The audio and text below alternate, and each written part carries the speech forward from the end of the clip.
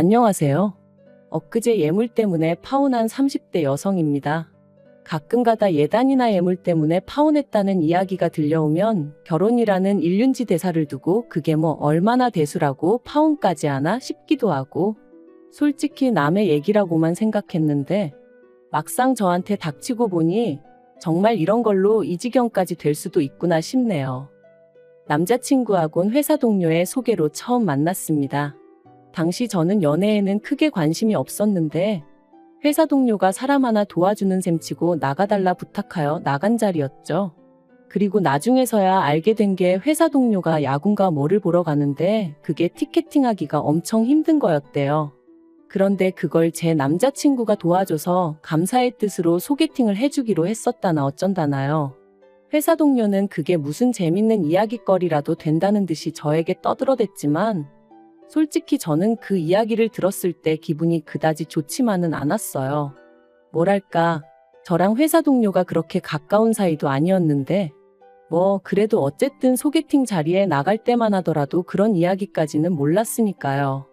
아무튼 그렇게 약속 시간에 맞춰 나갔는데 남자친구가 먼저 나와 있었습니다. 깔끔한 차림새에 약간 긴장한 듯한 표정이 왠지 호감이 갔어요. 그리고 남자친구도 하는 말이 저한테서 후광이 비추더라는 둥. 이거야 가까워지고 나서 했던 이야기니까 저 기분 좋으라고 한 소리였겠죠. 어쨌든 확실한 건 저도 남자친구도 서로에게 좋은 첫인상을 받았고, 그래서 이후로도 누가 먼저랄 것 없이 가벼운 안부를 주고받으며 조금씩 가까워졌어요. 2달 뒤에는 남자친구의 고백으로 정식으로 사귀는 사이가 되었고요. 사귀는 동안 남자친구와는 크게 싸우고 그런 것도 없었어요. 물론 서로 다른 두 사람이 만나 맞춰가는 과정이었다 보니 어쩔 수 없이 부딪히는 일이 생기기도 했지만 그게 그렇게 큰 싸움으로 번지는 법이 없었죠. 특히나 저는 매사가 좋은 게 좋은 거라는 생각에 정말 제가 고집하는 한 가지가 아니라면 대부분의 것들은 상대 의견에 따라주는 편이었거든요. 그러니 다툴래야 다툴 이유가 없었달까요? 그러다 저희가 사귄 지 2년째 되던 해 남자친구 부모님이 먼저 결혼은 언제 할 거냐며 남자친구를 통해 제 생각을 궁금해하셨습니다. 남자친구 나이가 36이 되었으니 그런 질문을 하시는 게 이상한 일은 결코 아니었죠. 하지만 저는 남자친구보다 4살이나 어렸고, 특히나 요새는 여자들도 다들 경력 단절을 이유로 결혼을 좀 늦게 하는 추세잖아요. 당장 제 친구들도 대부분이 미혼이었고요.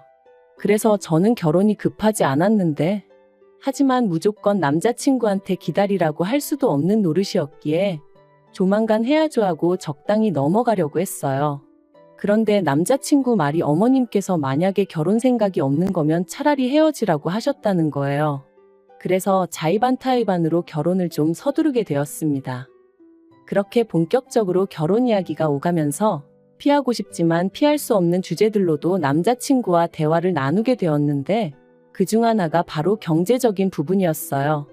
막연히 남자친구나 저나 별반 차이가 없을 거라 생각은 하고 있었지만 그래도 서로 모아둔 돈은 얼마나 되는지, 양쪽 부모님께서 어느 정도 도움을 주실 수 있는지, 혹은 도움을 드려야 하는 상황은 아닌지 대략적으로라도 이거저거 파악을 해두는 게 좋겠더라고요.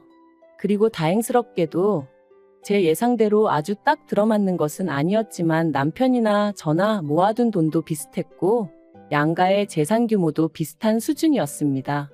그래서 신혼집과 결혼에 수반되는 비용도 반반 부담하기로 이야기가 되었어요. 솔직히 요즘 시대에 남자 혼자 집을 해오는 일이 흔한 일이 아니라는 건 저나 저희 부모님도 잘 알고 있었으니까 반반 결혼을 한다는 게 그렇게 이상하단 생각도 아니었고요. 그런데 결혼 이야기가 오가는 와중에 제가 청약에 당첨되었습니다. 3년 후 입주 예정이었지만, 그리고 지금 집값이 많이 떨어지긴 했지만 그럼에도 불구하고 여전히 주변 시세보다 훨씬 저렴하게 입주할 수 있는 곳에 당첨이 되었어요. 그러자 저희 집에서는 저더러 넌 참 운이 좋다, 복덩이다 하며 축하해 주셨습니다. 남자친구 부모님도 남자친구를 통해 축하한다 해주셨고요. 하지만 청약 당첨 발표가 나고 며칠 뒤 남자친구 부모님과 식사를 하게 되었는데 계약금부터 시작해서 중도금의 잔금은 누가 내는 거냐? 네가 내는 거냐 아니면 친정에서 내주시는 거냐 하는데 좀 이상하다 싶대요. 저는 당연히 남자친구랑 같이 들어갈 살 집이니 같이 내야 된다고 생각했었거든요.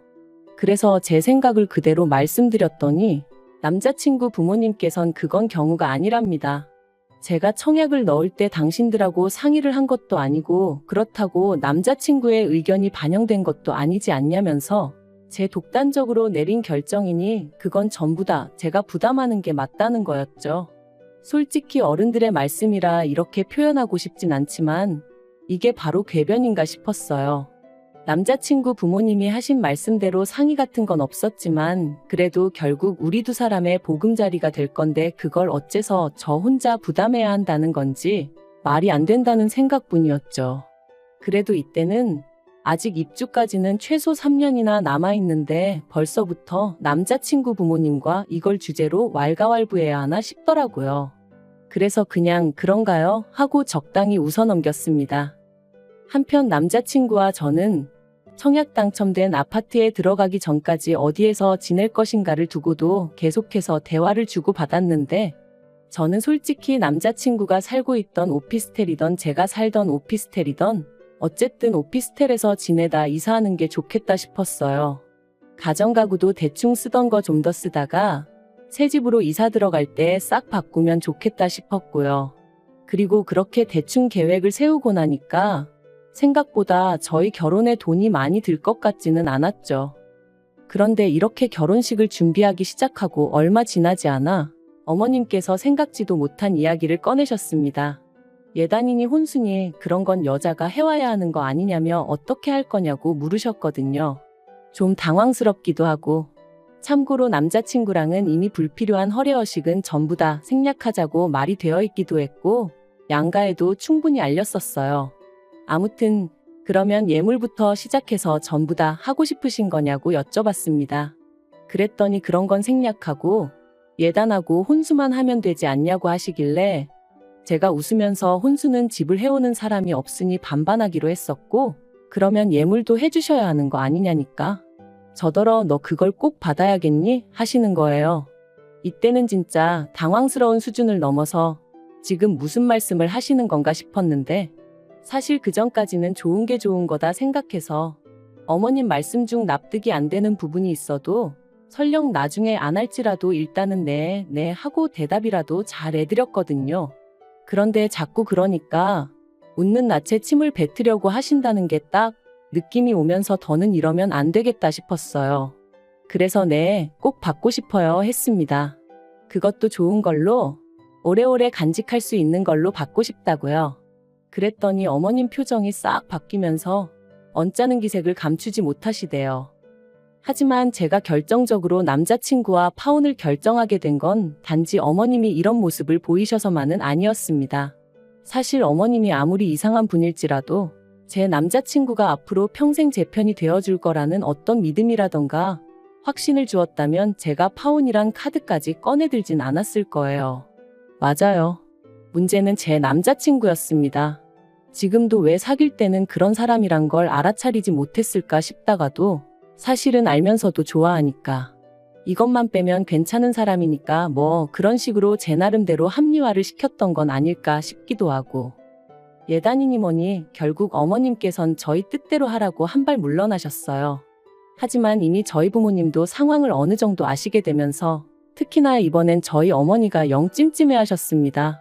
저희들이 좋다고 하여 생략하라 하긴 하셨지만 한편으론 그로 인해 두고두고 제가 시댁에서 얘기거리가 되는 건 아닐지 그게 걱정이 되시는 눈치셨죠.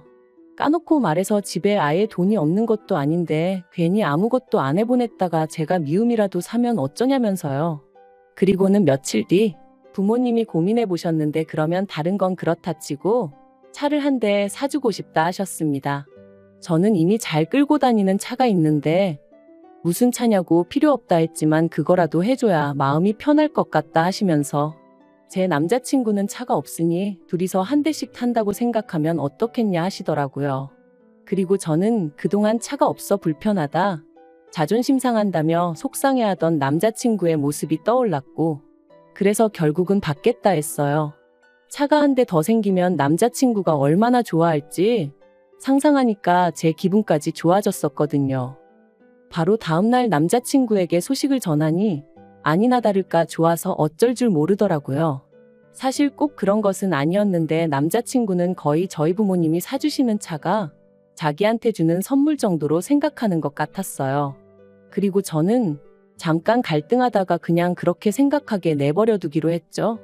어차피 결혼하고 나면 이거 내 거가 뭐 그리 중요한가 싶었으니까 그걸 굳이 이름표 붙여놓듯 할 필요는 없을 거다 싶었거든요. 아무튼 그래서 바로 딜러샵 여기저기 가보고 예산이 5천만 원 안팎이었기에 그 선에서 남자친구 의견을 거의 100% 반영하여 차를 골랐습니다. 정말 제 취향이라곤 쥐꼬리만큼도 반영되지 않았지만 그래도 남자친구 입이 귀에 걸린 걸 보니 그래, 좋은 게 좋은 거지 하게 되더라고요. 그런데 어떻게 보일지 모르겠지만 누군가는 제가 이상한 거라고 할 수도 있을 테지만 차 가게화까지 하고 온 날 문득 그래도 저희 부모님은 이렇게까지 신경을 써주시는데 남자친구도 그렇고 남자친구 부모님도 그렇고 어쩜 이리 조용하지 싶은 거예요. 솔직히 뭐 양복 한 벌 해주고 이러는 수준이 아닌데 이 이야기가 남자친구 부모님 귀에 안 들어갔을 리가 없는데 싶은 게 그래도 처음엔 서운한 마음을 감추고 무슨 이야기가 나오겠거니 하고 기다렸어요. 그런데 하루하루 시간이 가고 어느덧 청첩장까지 나왔는데도 정말 저 뭐 필요한 거 없냐고 묻는 사람은 저희 부모님하고 제 친구들밖에 없었습니다. 그러니까 하루는 갑자기 너무 서럽기도 하고 속도 상하고 그래서 자존심을 내려놓고 남자친구에게 나도 뭐 하나 받고 싶다고 했어요. 그랬더니 남자친구가 뭐가 필요하냐면서 화장품? 이러고 묻는데 짜증이 확 나는 거예요. 남자친구 입장에선 어쨌든 저희 부모님이 차를 해줬다고 생각하고 있었으면서 저한텐 기껏 물어보는 게 화장품이냐니. 그래서 아니, 나도 결혼 선물 받고 싶다고 그랬습니다. 당신은 우리 부모님한테 차를 받았으니까 나도 그 정도까지 비싼 건 아니어도 좋은 선물 하나 받고 싶다고요. 그랬더니 남자친구가 잠깐 생각에 잠긴 표정을 하더니 뭐가 필요한데? 하고 물어보대요. 그래서 나는 주얼리 한 세트를 받고 싶다고 했어요. 꼭 다이아가 아니어도 되지만 좋은 브랜드로 평소에 회사고 어디고 자주 하고 다닐 수 있는 걸로 말이죠. 그랬더니 그런 건 얼마나 해? 한 100만 원 하나? 하면서 종로 가서 사면 되냐는데 슬슬 속에서 왜인지 짜증이 올라오는 걸 꾹 눌러 참으며 종로는 브랜드는 아니라고 나는 누가 들어도 알만한 브랜드에서 사고 싶다고 했어요. 그랬더니 남자친구도 좀 짜증난다는 표정으로 그런 건 나중에 되팔 때 브랜드 값은 하나도 못 받아 그러는 거예요.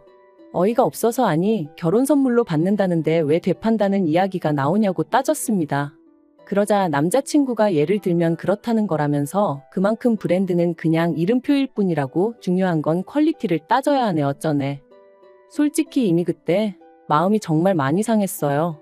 자기 차 사러 갈 때는 예산 초과라고 해도 괜히 외제차까지 보러 다니면서 거들먹거리던 인간이 정작 제가 브랜드 주얼리를 받고 싶다니까 거품이 어떻고 허영이 어떻고 해대는 게 어이가 없었죠. 게다가 처음 들어간 매장에서 제가 한 세트를 골랐는데 그게 300만 원이 좀 넘었어요. 그리고 참고로 제 한 달 월급이 400 이상이니 저는 그게 저한테 과분하다고는 생각하지 않았습니다. 막말로 제 돈으로 산다고 못 살 것도 아니었다는 얘기예요. 하지만 기왕이면 남자친구나 남자친구 부모님한테 받고 싶었어요. 결혼 선물이란 의미로요. 그런데 남자친구가 직원들도 다 보는 앞에서 입을 떡 벌리고는 이 조그만한 게 귀걸이는 하고 나면 머리카락에 가려져서 잘 보이지도 않는데 이렇게 비싸냐면서 저한테 진짜 갖고 싶은 거야? 그냥 주변 여자들이 하니까 사고 싶은 건 아니고? 잘 생각해봐 막 그러는 거예요. 그러니 제가 얼마나 창피했겠어요. 진짜 쥐구멍이라도 있으면 숨고 싶다는 게 이런 거구나 싶었죠. 결국 도망치듯 매장을 빠져나왔는데 눈물이 펑펑 나더라니까요. 저희는 그 길로 카페에 들어갔고 대화를 나누기 시작했습니다. 남자친구는 저더러 잘 생각해보라면서 300만 원이 결코 적은 돈이 아니라며 저더러 너는 예뻐서 1,000원짜리를 해도 1,000만 원짜리로 보인다는 개소리를 하더라고요. 그래서 제가 그래 300만 원은 결코 적은 돈이 아니지 하며 안 받겠다 했습니다. 그리고는 대신 차도 계약 취소하고 없던 일로 해야겠다고 했어요. 그랬더니 남자친구 눈이 정말 휘둥그레지면서 그게 무슨 소리냐 언성을 높이더라고요. 지금 그거 주얼리 안 사준다고 치사하게 이러는 거냐면서 이럴 거면 가서 사 이러는데 막말로 기분 다 잡쳤는데 제가 무슨 어린애도 아니고 사탕 하나 물려주면 가만히 있고 그런 게 아니잖아요. 그래서 됐다고 생각해보니 내가 문제였다고 그랬습니다. 처음부터 서로 주거니 받거니 안 하기로 했었으니 그냥 안 했어야 하는데 괜히 차를 해준다고 해서 이 난리라며 차 안 사주고 그 돈에서 그냥 내가 알아서 내 귀걸이고 목걸이고 살 테니까 그런 줄 알라고 했죠. 그랬더니 이제 말 그대로 치사한 애 어쩌네 그런 게 어딨냐. 차랑 귀걸이랑 같냐. 막 그러더니 급기야는 차는 자기가 저한테 빌려줄 수도 있지만 이 말도 너무 웃겼어요. 우리 부모님이 사주는데 지가 왜 나한테 빌려줄 수도 있다고 그러는 건지. 아무튼 차는 뭐 저도 쓸 수 있는데 제가 사는 그 비싼 귀걸이 목걸이는 자기는 못하지 않냐면서 그러니까 처음부터 공정하지가 않다나요? 그래서 제가 그러니까 공정이고 나발이고 서로 주고받고 하지 말자고 하고 소리를 질렀죠. 그리고 집에 돌아왔는데도 어째서인지 분한 마음이 가라앉지를 않았습니다. 나를 뭘로 보고 내가 무슨 호구도 아니고. 그런데 그때 남자친구한테 전화가 왔어요. 자기가 생각을 해봤는데 일단 미안하다더니 어머님 아버님하고도 얘기를 했다면서 어머님이 주얼리 세트를 해주시겠다 하셨다나요. 그리고 그땐 저도 또 속없이 화가 좀 풀리는 기분이었죠.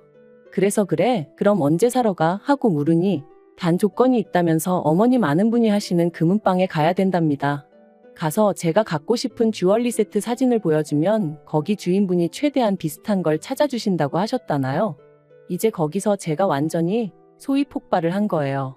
진짜 남자친구도 그렇고 어머님도 그렇고 사람을 뭘로 보고 이러나 싶은 게. 그래서 제가 다 때려치자 했습니다. 도대체 나를 뭘로 보고 이런 소리를 하는 건지 모르겠지만 나는 더는 못 참겠으니 결혼이고 뭐고 다 때려치자고요. 그랬더니 남자친구가 사람들한테 물어보래요. 300씩이나 하는 주얼리를 안 사준다고 파혼하자는 여자가 있다고 하면 사람들이 욕할 거라면서요. 그래서 저도 너야말로 사람들한테 물어보라 했습니다. 5천만 원짜리 자동차를 선물로 받으면서 300만 원짜리도 안 사주려고 했더니 파혼당했다고 한번 주변 사람들한테 말을 해보라고요. 그랬더니 남자친구가 씩씩거리기만 하고 더는 아무 말도 못하대요. 그래서 남자친구한테 그렇게 파혼 통보하고 차단해버렸습니다. 그랬더니 남자친구 어머님한테서 연락이 왔어요. 하신다는 말씀이 그러지 말고 대화로 잘 풀어야지. 당신이 살아보니까 그까짓 거 귀걸이 목걸이 그런 거 안 해도 아무 불편한 거 없다면서. 아직 제가 어려서 그렇지 나중에는 그 돈 아끼기를 잘했다 하는 때가 올 거라나요? 그래서 어머님한테 이런 전화 하지 마시라 불편하다 그랬네요. 사실 더 심한 말도 퍼붓고 싶었지만 그래도 어른이시고 괜히 제가 한마디 잘못하면 저희 부모님이 가정교육을 어떻게 시킨 거냐 어쩌냐 운운하실 게 뻔해서 말을 아꼈어요. 그리고 지금도 그때를 생각하면 그래서 분하기도 하지만 동시에 잘했다 참는 자가 이기는 거다 싶기도 해요. 정말이지 이런 식으로 파혼하게 될 줄은 몰랐기에 쪽팔리고 남사스럽지만 그래도 이혼보단 파혼이 낫다 하니 그걸 위로 삼으렵니다.